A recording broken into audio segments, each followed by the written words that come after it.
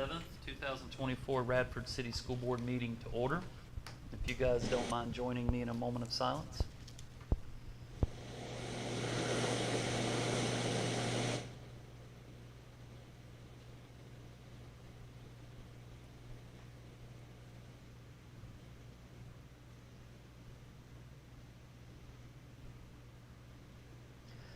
Thank you.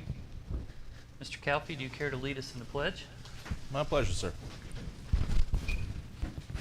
I pledge allegiance to the flag of the United States of America and to the republic for which it stands, one nation, under God, indivisible, with liberty and justice for all.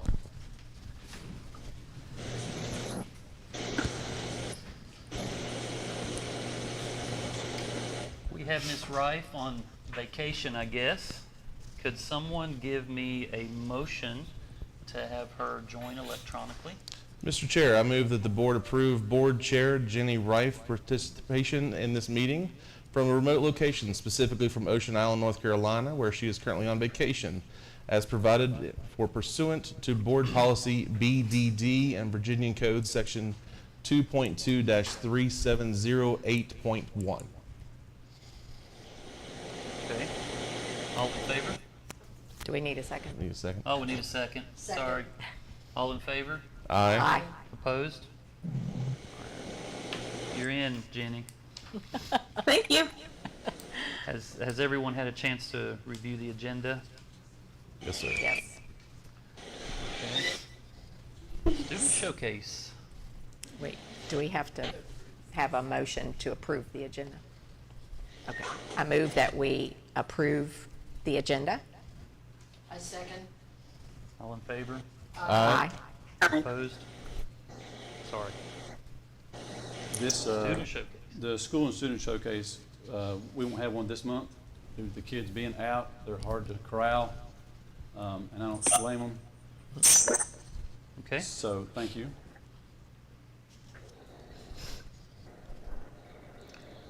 Consent items, minutes. Everyone had a chance to read the minutes from May 14th and May 30th?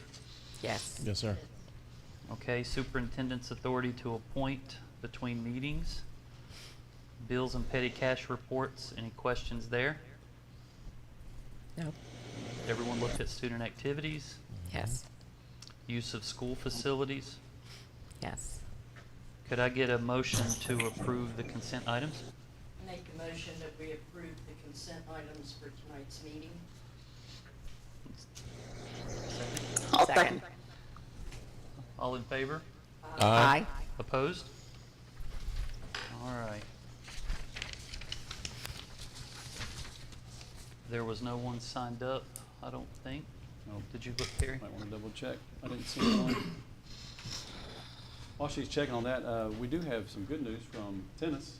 We had girls doubles state champions, and we will recognize those folks at the July meeting. So that was big happenings over this weekend. So, a little quick to get them turned around to come back tonight, but we'll certainly have those folks here in July.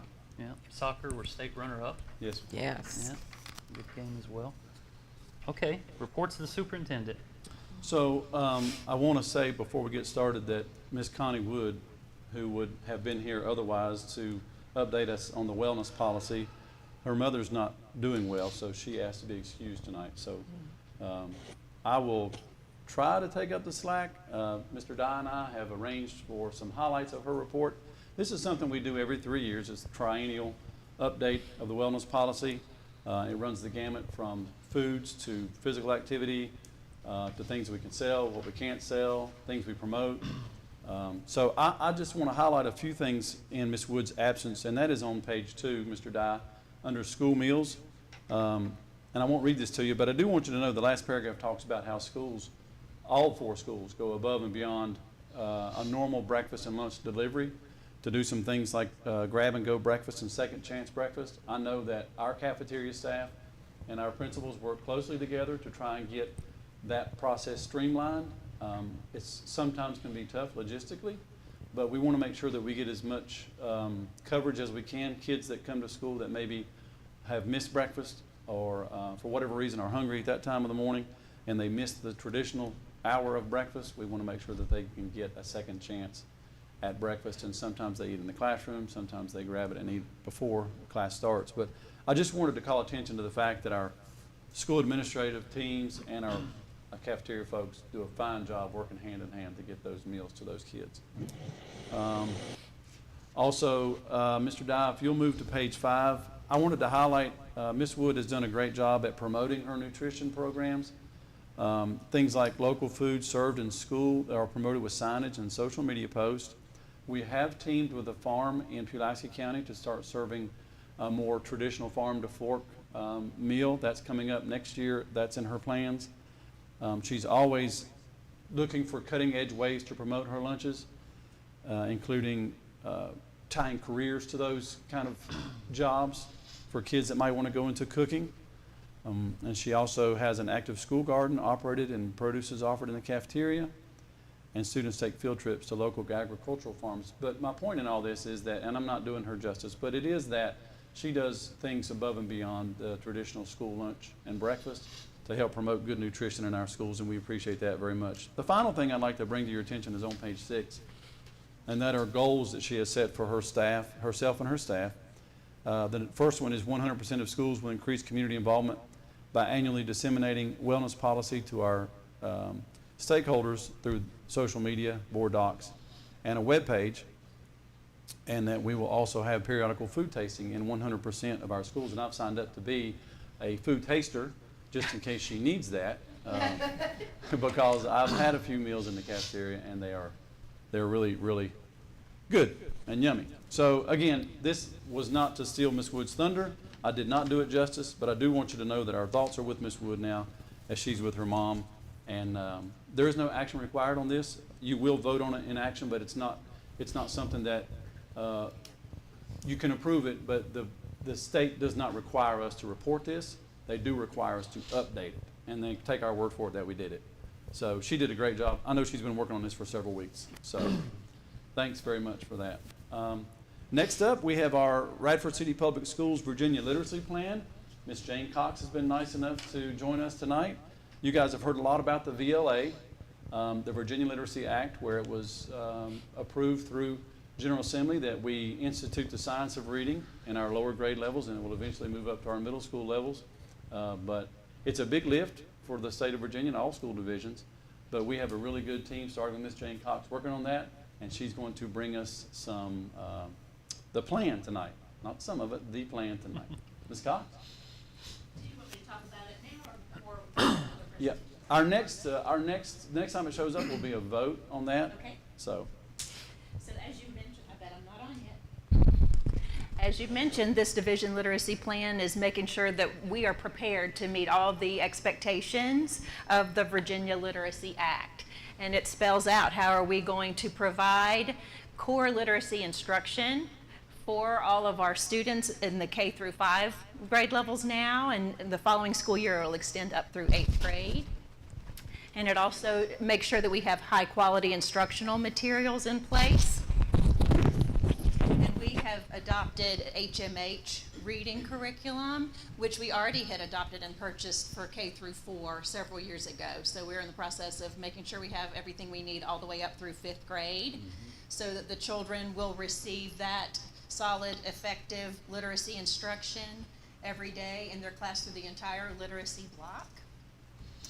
the nice part about that transition, if I may interject, is that having already been associated with HMH, now it makes, so the state came out with a list of approved curriculum and things that we could use for VLA, and we were already aligned with HMH, so it makes the transition pretty much seamless instead of adopting a brand new curriculum. Sorry, go ahead. That's great. The plan also spells out how we will share the information with stakeholders, including our school board. We did share the plan with teachers and families back at the end of the school year, so they're already familiar with it as well. And there is going to be more collaboration with our families moving forward through this Virginia Literacy Act, and the Division Literacy Plan helps spell that out, so that as our students who are underperforming, especially in kindergarten through 3rd grade and not meeting the state standards on our new VALS assessment, so that's going to be the screener that's replacing PALS, the parents will be involved in the development of individualized student reading plans so that we can document what extra support those students will receive and also track and monitor their progress. So I think that's the highlights of the division literacy plan. Yes, ma'am. How about questions?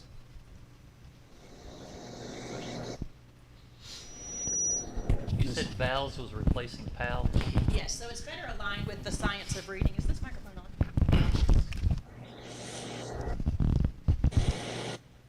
So yes, VALS is going to include a lot more tasks to really further evaluate the student's strengths in a variety of areas, more aligned with the science of reading than PALS was, Okay. so that we can really make sure we're meeting the children's needs across the board.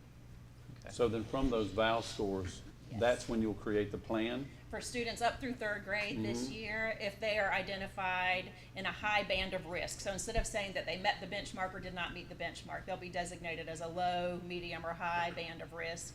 And those students in the high band of risk showing the most difficulty on the tasks are the ones who will get the more specific support through their individualized learning reading plan. And the biggest challenge now is to create that plan, but I think we're going to have some help with that plan from Matt Hurt and CIP. Right. And I think also Mr. Hill told me that Virginia IEP was also working on a plan, because it's going to be tricky to mesh the plan that we create from the VALS test results and an IEP that a student may have. Those two plans have to really get along with each other. So that's our next biggest challenge, if you ask me, Right. is to create a plan that we can live with, so that the student gets the support from both. If that student is doubly identified as special ed and needs support in reading, those two plans have to mesh, but Matt Hurt's steady working on it.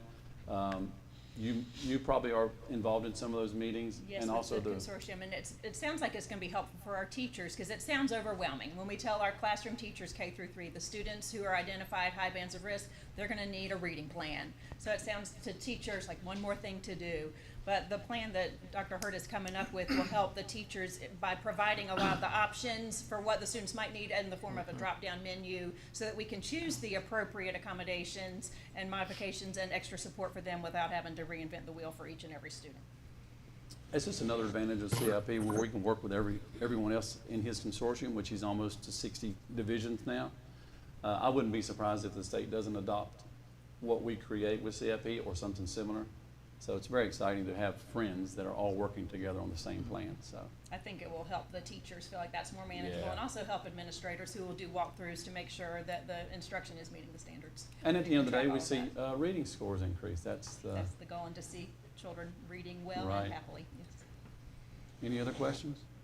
I was wondering, it said something about teachers administering VALs monthly to the Well, students? just progress monitoring, so it would not be the complete suite of assessments. Okay, Every month, that's gonna be 3 times a year, just like PALS used to be. Okay. But there will be progress monitoring, kind of like the PALS quick checks, so that if we know Okay. a child was struggling in a certain area, we can monitor that more frequently. right, and I just thought, if this is a child who, you know, is an exceptional student that doesn't need extra support, would you even do that? I don't think we would. They would not Okay. have an individualized reading plan, and I don't think we would do Okay. the additional assessments. Okay, just thinking about teachers.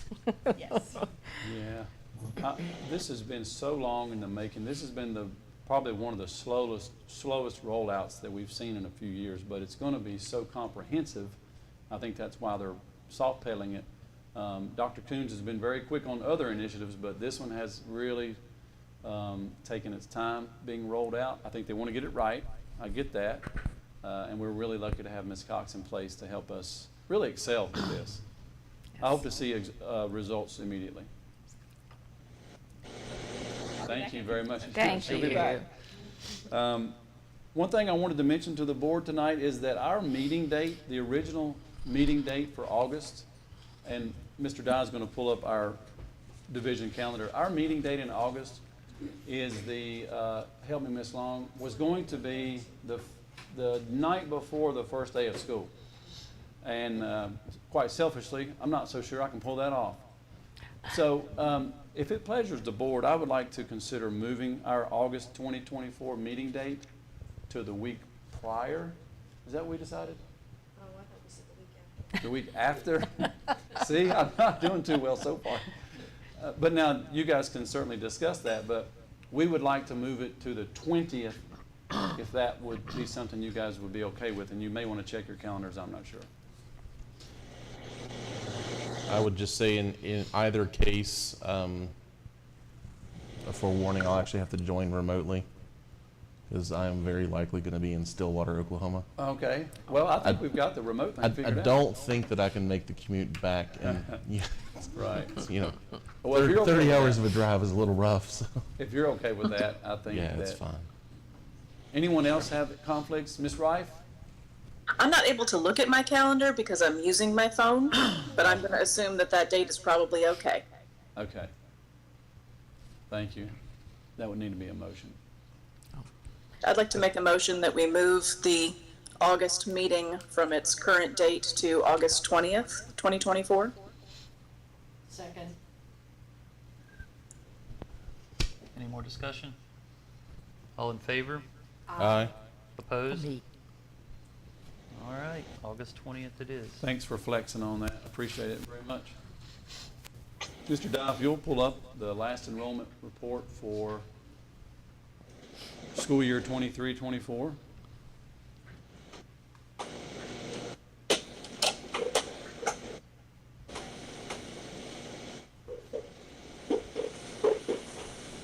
That was in your packet. Also, you can take a moment to take a look. 94% is a good percentage. Always work to be done, but we're excited about August. That's when Melissa Gerald will, in earnest, take over as our attendance go-to. She came in the middle of the year, and by then, sort of, some of those tracks have been laid.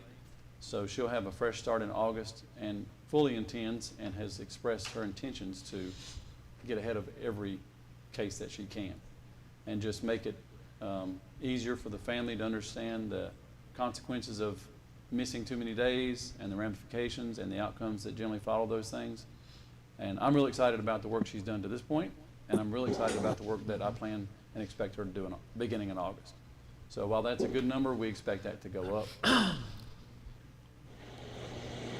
And Mr. Dye, the student behavior report for May, thank you. This will be also the last student behavior report for the school year. That's right.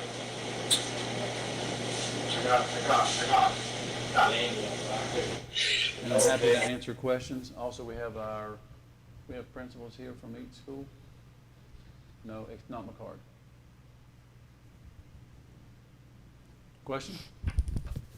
No. I don't have any. Okay. Thank you, Mr. Dye.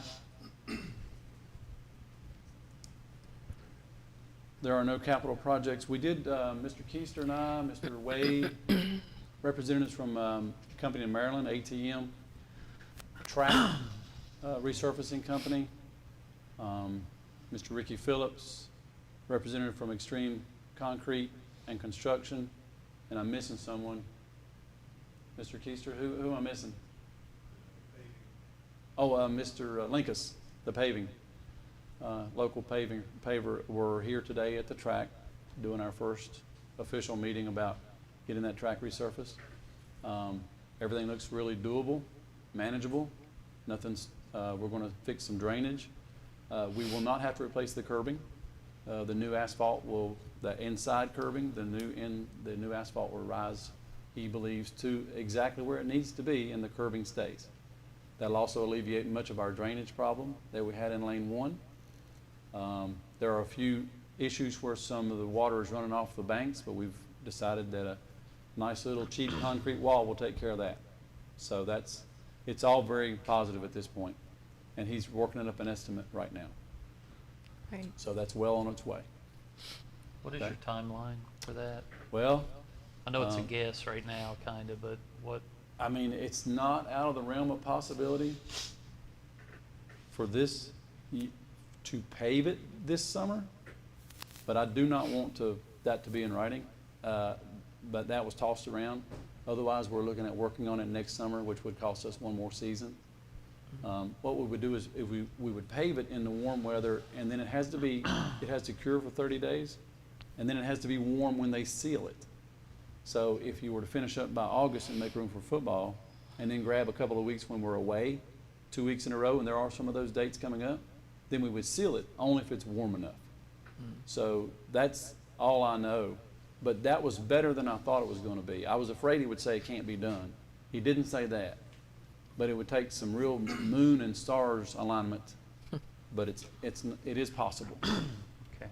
Otherwise, if we wanted to wait until next summer, then time doesn't become so urgent. But then we've lost another season. We've moved some event locations around a little bit to make it more user-friendly, where some of the jumping and pole vaulting and things like that would be all on one end, so that supervision and the coaches wouldn't have to be spread all over the football stadium. But it was a really good meeting. Took us the better part of the afternoon, but it was really positive. So, and that is all for the report of the superintendent. Okay. Any new reports or business from board members? I actually just mentioned, I had a board meeting at New River Community College last week. Great meeting, very positive. Everyone was talking about, the students that are in transition right now. They're seeing more students, dual enrollment. There's some programs going in place now for that, to try and make sure those students are getting more formalized credit, even from other life experiences, mostly aimed at adult students, people that are coming in, but we have quite a few from our community that are taking advantage of that. So it's exciting. It's a leading program right now. So it's good to see that happen. ACE students are already hard at work, quite literally. Sure. They're out in the community. So if you see any young people around doing hard work, thank them. It's sometimes it's just philanthropic, and sometimes it's their obligation that they're meeting. So understand that. If you have any work that you need done, do reach out to Ms. Covey up at New River and let them know. Not just someone raking your backyard, but bigger projects, etc. Things around municipalities, things like that. But those students are already hard at work, and they did announce that there was a little over 1,000 degrees and certificates that were actually issued at the most recent graduation. So wow. Absolutely fantastic opportunity. We should all be proud of that in our community.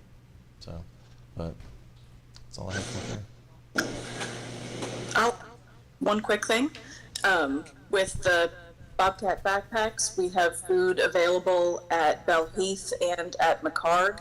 If there are families in need over the summer, they've got their summer school stuff. I'm not sure if that has started yet, but definitely those bags will be available during summer school. And if there are other folks that need them throughout the rest of the summer, they can reach out to the administrators at McCarg and Bell Heath to arrange a time to be able to come and pick up some extra food. And you don't have to attend Bell Heath or McCarg to get a bag. If you have a student that goes to Dalton or the high school, they're welcome to take food from there as well. We appreciate all the Miss Chris PE classes for coming in and helping us pack the extra 200 bags. That was really wonderful that last week of school. The governor's school that's being born at Radford University, we had our first planning committee meeting a couple weeks ago. It sounds like all the pieces are coming together, all the partners are coming together. They did say we probably would not have a lot of discussion over the summer because they would be doing arranging and checking boxes and so forth for what we need to include as we plan. So that's the report from that it's off and running finally. Yes, ma'am. I agree. Is that it? All right.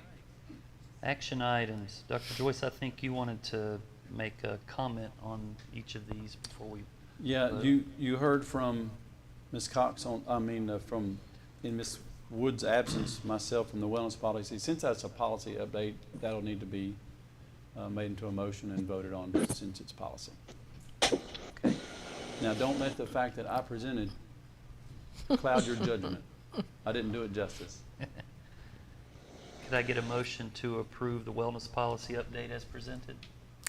I move that we approve the wellness policy update as presented. Second. All in favor? Aye. Opposed? All right. Same goes for the Virginia Literacy Plan as presented by Ms. Cox. That will also need to be voted on by the board. Could I get a motion to approve the RCPS Virginia Literacy Plan as presented? So moved. Second. All in favor? Aye. All right. Ms. Cox, if you would please join us again to go over our annual Title I, Title II, and Title IV student support and academic enrichment applications. This is something that you folks are likely familiar with. We do it about this time each year, and it's for grant applications to cover the upcoming school year.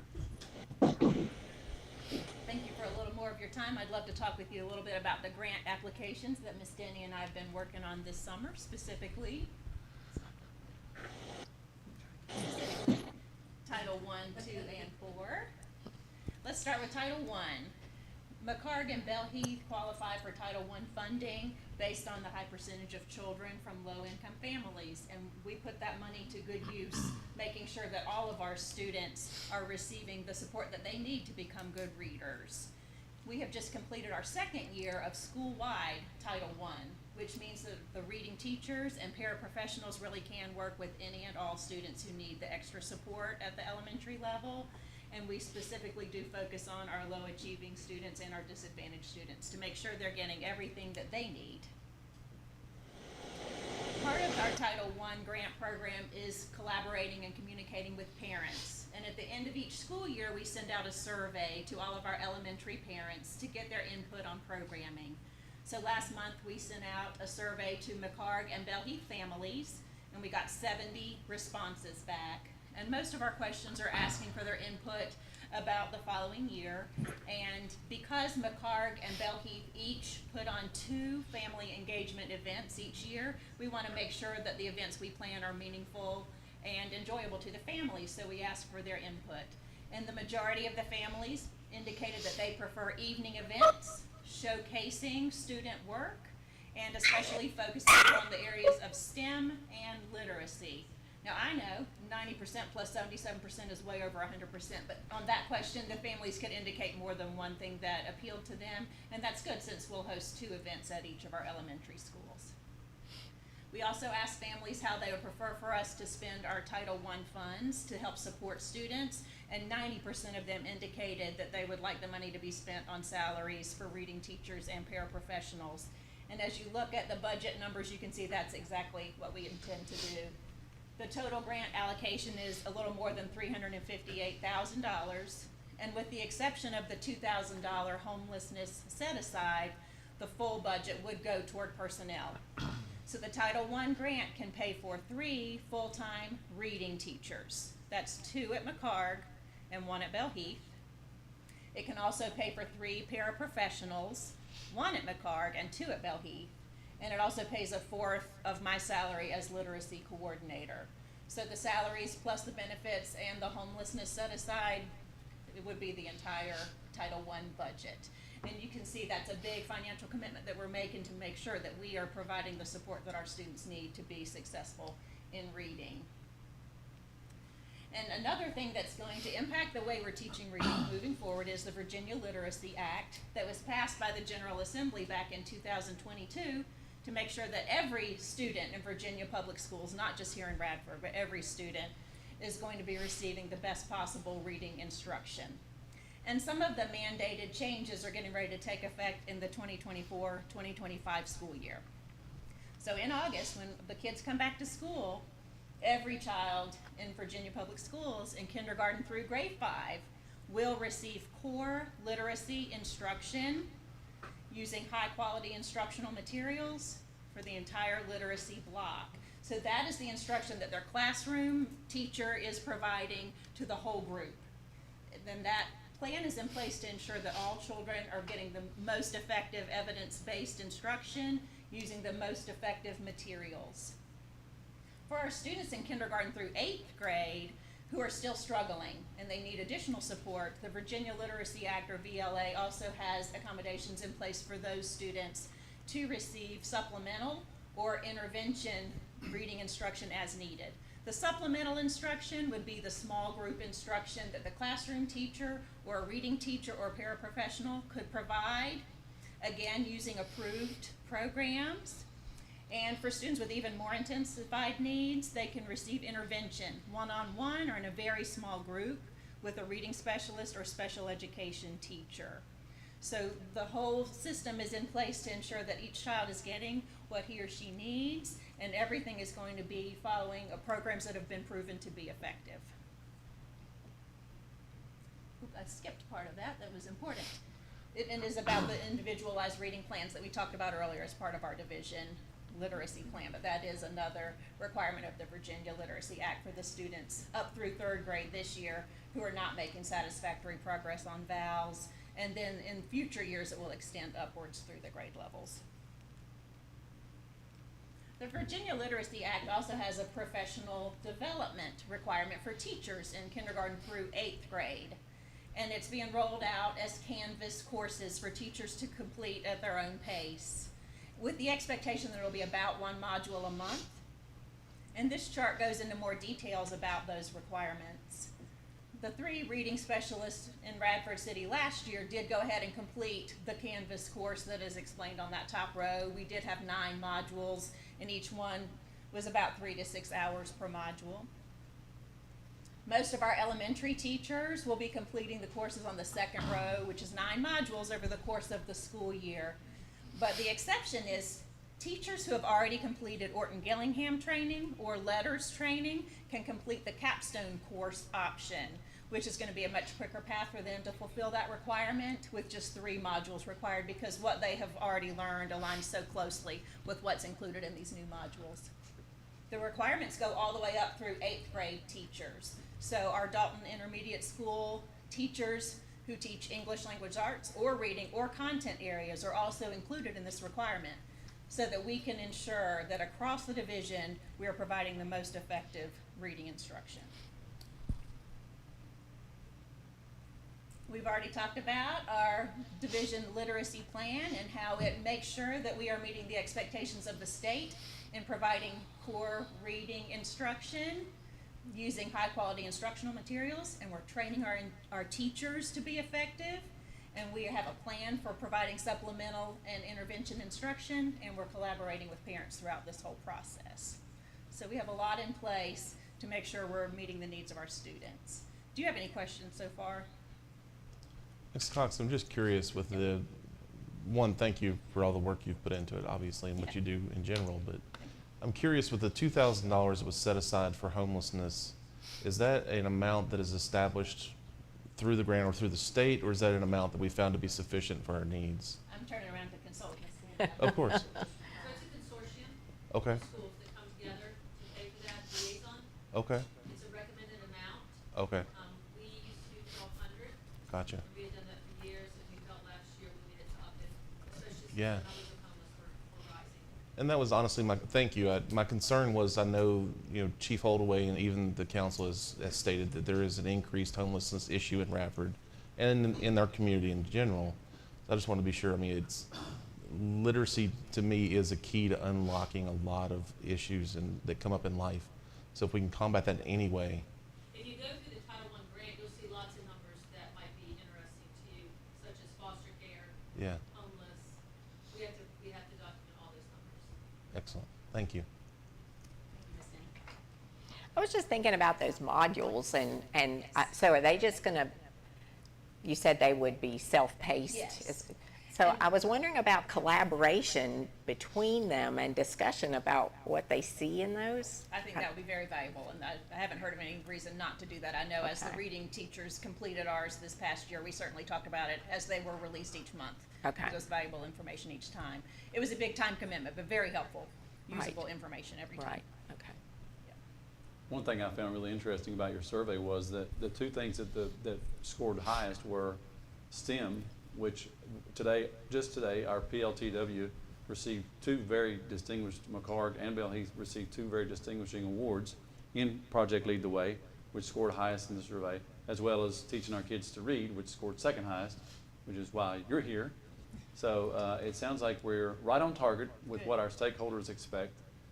So I think that's we don't have to go out and do something that we weren't planning on doing anyway. So thank you. Yes, and I was excited to see that they prefer showcases of student work for many reasons, including the fact that it helps our budget. We don't have to go and buy a lot of expensive things to get parents to want to come in. They Sure. want to see what their children have created at school. Right. All right, let's move on and talk a little bit about Title II. We use our Title II funding to increase the number of qualified teachers in our elementary classrooms, especially K through 3. And we looked carefully at the data to determine at which grade level would it be most beneficial to be able to reduce class size. And we determined that the best use of the money would be to add another second grade teacher. And the Title II grant would be enough to pay for partial salary and benefits. So for second grade next year, we will have 7 classes instead of 6. And there are several reasons why. One reason we wanted the extra class to be at McCarg is because of the high poverty rate, the highest in our district at 54%. But also look at that number of students entering second grade. 128 children are going to second grade, and it would be very beneficial for all of them to have fewer people in their class. That grade level, as those children finished first grade, also scored a little bit lower on their PALS assessment than the other grade levels did. Their pass rate was 81% compared with 88%. So that's more evidence that it would be helpful for those same children as they go to second grade to have smaller classes and be able to receive more individualized instruction from their teachers. The Title II total allocation is a little more than $54,000, which again partially funds the salary and benefits for our 7th second grade teacher. Do you have questions about Title II, class size reduction? Great, the final grant I want to talk about is Title IV, which focuses on student support and academic enrichment as part of a well-rounded educational program. And for this one, we looked closely at the needs of Belle Heath, because that's our school where kids are first expected to take and do well on their SOLs. So as we looked at the preliminary results for this year, overall the students did very well.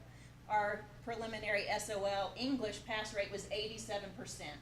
And as we looked at the subgroups, most of those were right in line with that percentage, which was very exciting to us. But we did notice a little discrepancy with our students with disabilities. So those students had a pass rate of 74%, which is a bit lower. And we want to make sure we're doing everything we can for all of our students to succeed. So we would use the Title IV funds to add another reading paraprofessional at Belle Heath. So that would be 3 reading paras at Belle Heath. And this one will specifically work with students with disabilities, in addition to the support they're already getting from their classroom teacher and their special education teacher. So this paraprofessional will collaborate with those other teachers to really coordinate services to provide exactly what each child needs so that those children have their best opportunity to succeed as well. The grant allocation is a little more than $28,000 and would fund the salary and benefits for that extra paraprofessional. So you can see we're using these grants to really help our children succeed, especially in the area of reading across the division. We know it is important. What questions do you have?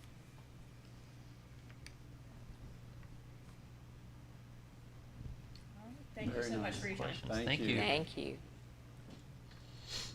All right, could I get a motion to approve Title I, Title II, and Title IV, Student Support and Academic Enrichment, 2024 through 2026 applications as presented? So moved. I'll second. All in favor? Aye. Opposed? All right. Okay, next up, we have Ms. Charlene Jordan with our Title III application. This deals mostly with our English language learners. And she's going to tell us a little bit about her title application and what those funds will be used for. Thank you. Well, my funds will be very much smaller, a lot smaller. It's not even $3,000. But the funds that I've used in the past have gone for more than resources. Sometimes they go for some kind of, online programs for students to support them in their English language needs. The purpose, as you know, for this program is to help English language learners be supported as they're learning English and each subject matter from English, math, reading and science, and social studies. So, let's go to the next slide. That's my program overview. will it serve the students, also there's training for the teachers as well through the WIDA program. It's supported by the state. So those are like modules, and you can go in there and you can click around and find out more information about what you need to support your students in the classroom. I think it's the next slide. And those are the principles that the Title III holds. And the next one. So the funding is to increase English language proficiency and academic achievement, providing high-quality professional development to enable classroom teachers. That's really a lot of our training comes from the state. It's not locally funded. It's not it's state funded. We ask teachers to go to those conferences. Also, they are local in training to do on day. We're hoping that this year we can do more of that for teachers. And Jen Davey is an L teacher for the high school, secondary level, and I am the elementary level concentrated. But we work together in trying to facilitate and make support for the students and the teachers during the year. Again, that's what our L's are. As you know, they're 3 to 21 years old. Any questions about that? Those are our numbers for this year, past year. Our numbers did go up during the year. We had more of a growth of L students after Christmas and the New Year. But basically, those are our numbers overall. We do also have stride students. So the numbers overall are about 40, including stride. Can I ask a question about it? How many different languages are you talking about with that number? Okay, so most of our languages are Spanish. Most of the students that came, most of them that came this year are from Mexico. One of them is from Brazil. We have a couple that are Chinese. And we have several that are Arabic. And then there's a couple of them that are from Ethiopia. Okay, and that's the core program. Do you have any questions about what that entails? There's a screener program. I do a once a year assessment after Christmas in January through March. And any student that comes in before that time, they get screened with a local screener as provided by the state. We have to give that so we can have a level of proficiency so that we know what kind of resources we need to use for those students. And as you know, my numbers this year is 2,947, but usually it goes in material supplies. Sometimes I'm able to buy some things out of 3,000. This year we might be able to buy a program called Billard and Tie. It's a renewal license that helps Jen and I support the class in small groups, and we give them academic support through language. And that's my GAPA, and I believe it's the same as Title I. And do you have any questions? Have you worked with the literacy volunteers in the New River Valley in like their Family Reads program that they do down at the library for Yes. 6 to 8 weeks and that Yes, sort one of of our families did attend that when she first arrived into it. The family came here, I believe from Mexico, and she did, oh no, it was from Egypt, and she went to it was after school, it was at night, and It was provided. at night, yeah. Yes, It's and like she 6 to brought her 8. daughter, and they would do activities together, so that helped her greatly. Unfortunately, it's only like one time. Well, they do it about 6 weeks, and they feed dinner Yes. to the group. I mean, that's part of it. The library staff works with, they bring their children, all of them. They do Right. young ones, big ones. We've had all ages, and the library staff works with the students out in the library and using those resources, while the literacy volunteer staff works with the adults based on what the needs of the particular students are. Yes, yes, it was very helpful for her to get, to navigate her world as she came in at the first time. Yeah. And I would love to see that more for next year. It was a great opportunity for her. Any more questions? Seems like a really low amount of money to me. Yeah. It's because it is. Yeah. Is that where does the number come from? I'm assuming it's from the kids that are identified in WIDA And as they're being in it. identified every year. Yeah, The numbers rarely, even though our numbers change during the year, it's at the end, through Power School and through the information that they find the numbers of things that were reported to the state. That's how they measure how many our population is. And it's just an allocation per child. Yes. I guess maybe to your point, Dr. Ray, and forgive me if I'm wrong, but do you have enough to cover what you need? I mean, Well, forgive me, I know the answer to that's always no, but I mean, Well, I've worked with that, and Jen and I, she's a teacher, and, Yeah. I've been a teacher before, and it's just about using the resources that we have sure. and implementing them correctly with this, at Ready, because what they really need is, they just need instruction. They need to know course. how to use the language, and it's Mhm. all about practice. So we really need, we really have been pushing for a class at the secondary level, at the high school, and Jen has taken in intermediate and high school, and at one block, she'll teach English ELD for those students that need it, and they're all different levels. Most of them are like second level, emergent level.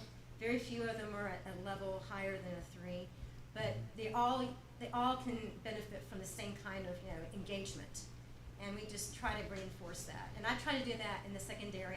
I push into the classrooms. I only have one time each day that I do that in the beginning before school starts, where I gather the students into a classroom and try to work with them. I would just humbly say, one, everyone works, the best they can with what they have. That's an unfortunate reality of the time, but I would just say, for me, if more is needed, please let us know. I can't promise it, but if we can find it, we'll try.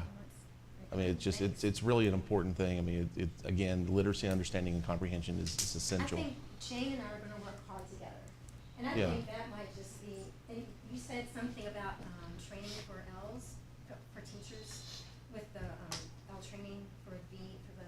Right, and an exciting thing is, as we do get some funding to purchase supplemental and intervention materials up through 8th grade, it can be some of Ms. Davies' students as well, that we can hopefully serve with some of those new materials. Thank you. Thank you. Thank you. What's interesting about this dynamic is these kids come to this area who may not have strong skills in their own language. So it could be that they're not sure how to read in Spanish, then we expect them to read in English, and then you turn around and expect them to pass an SOL test. So they have the cards stacked against them from the moment they get here, but thanks to the work that Ms. Jordan and others are doing, we try to make them, one, feel comfortable in our community, two, feel like they matter, because they do. They add diversity to our community, which, I think we all appreciate. And three, we just want, it starts by calling them by the right name and appreciating their background and understanding their background so that they feel welcome here. It's a big, tall order for someone to move to a new country and a new community and then to feel like they belong. And I think our folks do a really good job. So I appreciate that. And it's not a lot of money, but I think that trend will, that will trend upwards. Our EL population should trend upwards if it's like other populations or other areas around us with English language learners. So we'll see, and hopefully the money will follow. So thank you. Next, this comes along once a year also. I think, yeah, we need to. Oh, I'm sorry. yeah. Sorry. Getting ahead of you. No, you're good. Who's the chair here? Can I get a motion to approve the Title III application as presented? So moved. Second. All in favor? Aye. All right, now you can go. Sorry. It's not very exciting, but every year this time, we, the board elects a delegate assembly member and an alternate delegate assembly member for the VSBA, the Virginia School Board Association, and I will turn that over to you guys to make that decision. There'll be some discussion here. We could appoint Jenny since she's not here. Oh. Put her, Hey, put hey, her hey. on mute. I didn't write down the dates. What's the 21st? Is it November again? this year? November 21st.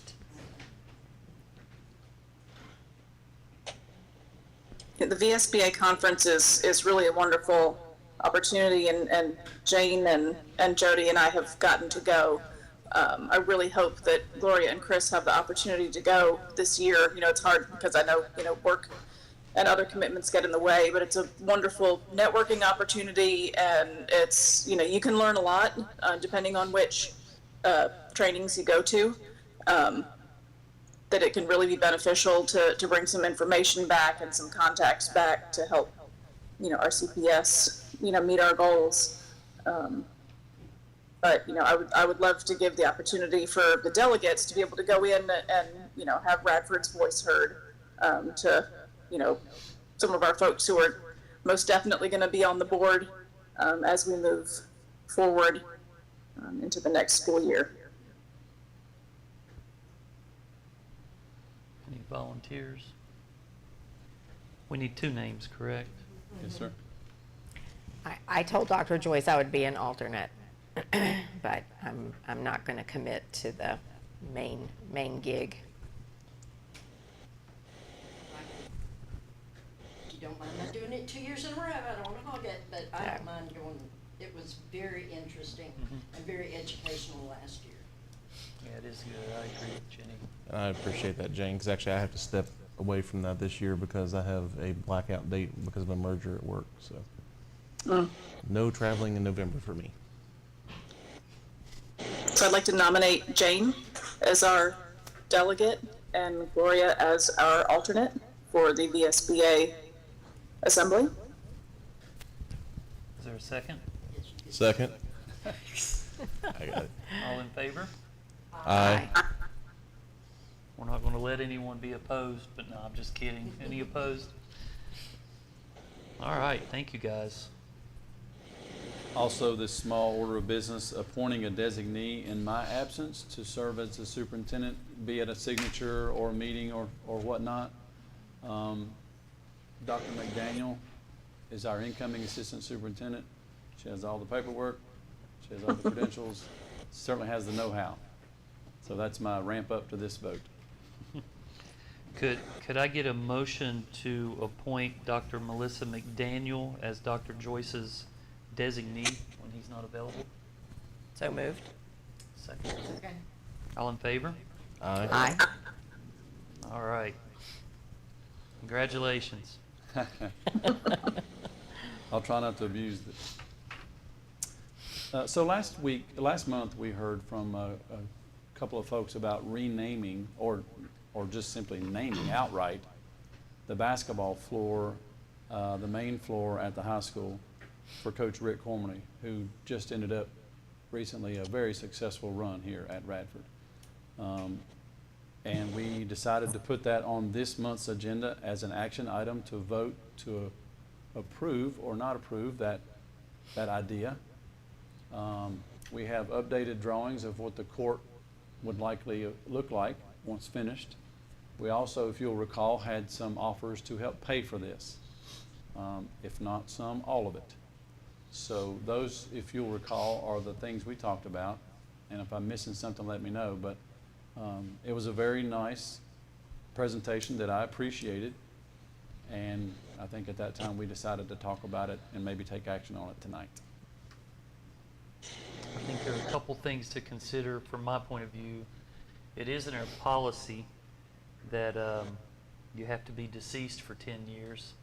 And I hope we didn't hear that, because we don't want to wait that long, probably.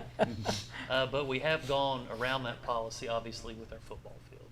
So it wouldn't be unprecedented to go ahead and do that, for sure. Right.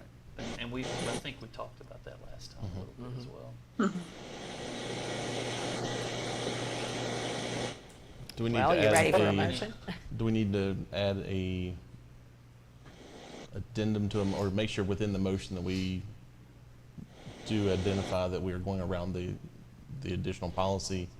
I think what might sound and make more sense is if we say, we understand that it's policy, we've decided to vote this way anyway, and then we can take a look at the policy and see if it needs to be reconsidered or edited or changed. Because it could be that, we we don't want anyone to die to give them the credit they deserve. So it could be that we Yeah. revisit that policy. Well, and if you wait 10 years, most of the people that are aware of what this person did and Yeah. how they impacted are no longer around. Right. Or whether they've moved or whatever. Right. Well, I agree. what I would suggest is we can go ahead and vote on this, but let's get the policy on the agenda the next meeting. Sure. Yeah. If we're going to possibly go around it twice, while I have a policy, you just keep. There's a point in time, is it, ignoring. is it an antiquated Yeah. policy that needs to be So, revisited? so let's revisit that if that's okay. Sounds good. It's a very good idea. And it's, as you know, one sentence. So it's easily edited Yeah. if that's the way we decide to go. Yeah. Any other discussion? Right, do you have anything? Did we mute you? I don't remember. I'm No, just- no, I think it's great, and you know, if this is what our community would like to do to honor Coach Cormy, I think it's a great idea, and love that there's support for all of his years at Radford, and having the financial support to make the gym an even more attractive place to come play ball. I think this is great. Well said. All right. Could I get a motion to name the Radford High School gym floor after Mr. Rick Cormany? So moved. Second. All in favor? Aye. Opposed? All right. New gym name. I was going to say thank you so much to the folks who brought that idea to us as well. Absolutely. Yeah, and the timing couldn't be better because it is time for to refurbish that floor. And while we're down that far, we add the name and then put the finish back on it, and there we are. It was going to have to be done in the first place, so this is a pretty nice transition into the new floor. Yeah. He has to come though when we. Well, now that's not up to me. I'm not so sure he doesn't. I don't think he likes the limelight. No. I'm not sure No. he's even going to really be crazy about this, but But we're not gonna He didn't ask. have a say in the That's matter. right. He deserves it. Sure. All right. Is that it? Anything else? That's all I have. All right. Ms. Boyd, do you want to read us into closed session? I move that the board convene into closed session pursuant to section 2.2-3711A1 to discuss the appointment, resignation, and retirement of employees of the school board, as well as consultation with legal counsel employed or retained by a public body regarding specific legal matters requiring the provision of legal advice by such counsel. Nothing in this subdivision shall be construed to permit the closure of a meeting merely because an attorney representing the public body is in attendance or is consulted on a matter. All right. And second. Second. All in favor? Aye. All right. We are in closed.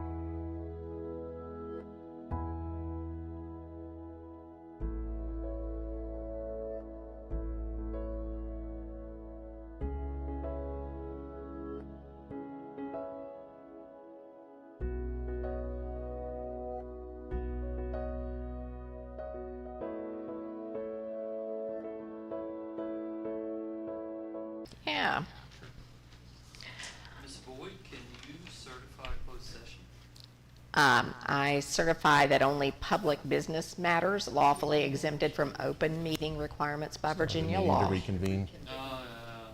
Daggone it. Could I get a motion to reconvene in open session?